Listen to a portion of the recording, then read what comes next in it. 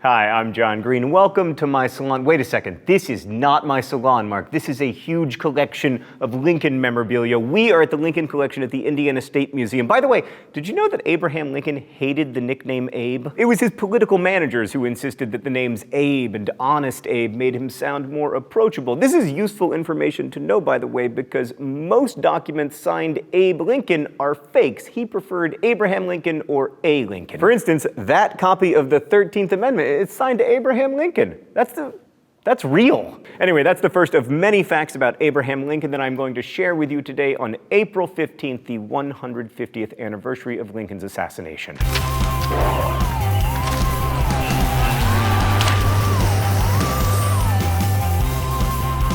Abraham Lincoln's mom, Nancy, died when he was 9 years old, but soon his dad remarried a woman named Sarah, who helped raise Abraham. The family lived in Indiana, and Sarah encouraged Abraham to study and read books like Robinson Crusoe. When Lincoln's future wife, Mary Todd, was in her 20s, she had many suitors who wanted to marry her. One of them, attorney Stephen Douglas, was actually Abraham's future opponent in two elections, the 1858 senatorial election in Illinois and the 1860 presidential election. Abraham had some other romantic prospects too. He dated a woman named Anne Rutledge, who died of typhoid fever in 1835. Then he was engaged to a woman named Mary Owens, but they broke up. And then he was engaged to Mary Todd, and then they broke up. But then they got re-engaged and then married.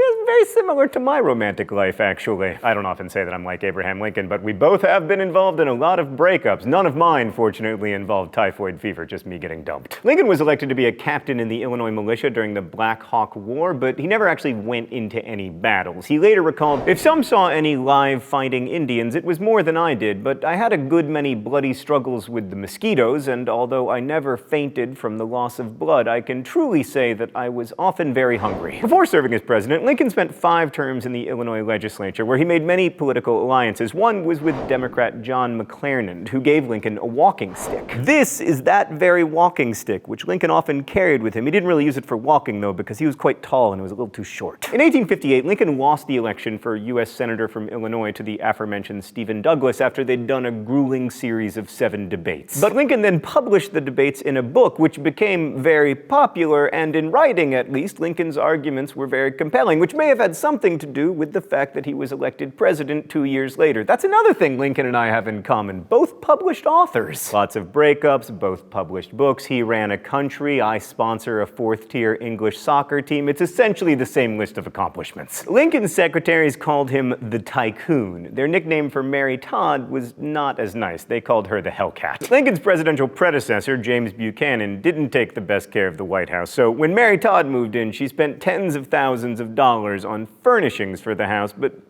because this was a time of war, that wasn't particularly popular with the public. This is one of the chairs that Mary bought to fancy up the White House, and I have to say it is quite fancy. For the celebratory ball after Lincoln's second inaugural address, one of Lincoln's favorite foods was served: oysters. But the staff didn't prepare enough oysters, so the buffet became extremely chaotic. The Washington Evening Star reported, "The floor of the supper room was soon sticky, pasty, and oily, with wasted confections, mashed cake, and debris of fowl and meat." The Lincolns had 4 sons, although 3 of them died before reaching adulthood. Willie and Tad got into a lot of mischief at the White House, doing things like standing on tables during cabinet meetings, racing their pet goat through the halls, and throwing things at visitors from the roof. The oldest Lincoln son, Robert, was the one who actually survived into adulthood. He almost died in the mid-1860s. He nearly fell onto train tracks at a railroad station while there was an oncoming train, but an actor named Edwin Booth managed to grab him by the collar. Edwin's younger brother, John Wilkes, assassinated Abraham Lincoln about a year later. Robert went on to work for 3 presidents. He was Secretary of War for both James Garfield and Chester A. Arthur, and he was also Benjamin Harrison's ambassador to the United Kingdom. Mary Todd and Abraham didn't drink much. I knew we'd find something that we didn't have in common.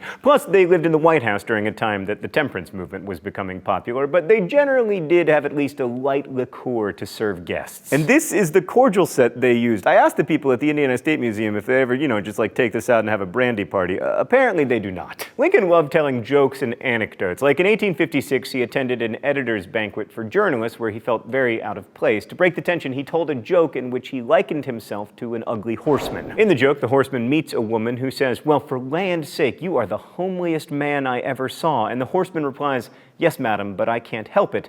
And the woman responds, "No, I suppose not. but you might stay at home. This is a copy of the 13th Amendment, which abolished slavery and involuntary servitude unless it was a punishment for a crime. It was ratified in 1865, which means that most copies of the 13th Amendment were signed by Andrew Johnson, because Lincoln had already died. Lincoln got into some trouble for trying to pass the resolution without the state's approval, so he only signed 3 copies before his death, including this one. Witnesses to Lincoln's assassination included Major Henry Rathbone and his fiancée, Clara Harris, who were in the presidential box at Ford's Theater with the Lincolns. Because he wasn't able to save Lincoln, Rathbone became very mentally ill over the course of the next few years, and about 20 years later, he murdered Clara and then attempted suicide. After Lincoln's death, his body was put on a train from Washington, D.C. to his final resting place, Springfield, Illinois. The trip took 13 days, and over 12 million people showed up to watch the train and pay their respects. Many of the major cities, in fact, held their own funerals as the train passed. 10 years later, a group of grave robbers tried to steal Lincoln's remains and hold them for ransom. Luckily, a Secret Service agent had managed to infiltrate the gang, so the robbers were captured. And while Abraham Lincoln enjoyed a good joke and a good story, he was at times a somber man, so we're going to finish on a somber note. Unfortunately, there are no more Lincolns in the world, at least not descended from Abraham Lincoln. His last 2 descendants, Peggy and Bud Beckwith, died in 1975 and 1985, respectively. But it's worth noting that there are still lots of people with the last name Lincoln, not just that guy from The Walking Dead, but also many descendants of slaves who took the surname Lincoln in honor of Abraham. Thanks for watching this episode of Mental Floss here on YouTube, which was made with the help of all of these nice people, and thank you to the Indiana State Museum and the Lincoln Collection for sharing all of this with us. We have been nerding out all day here. So thanks again to them, thanks to you for watching, and as we say in my hometown, don't forget to be awesome.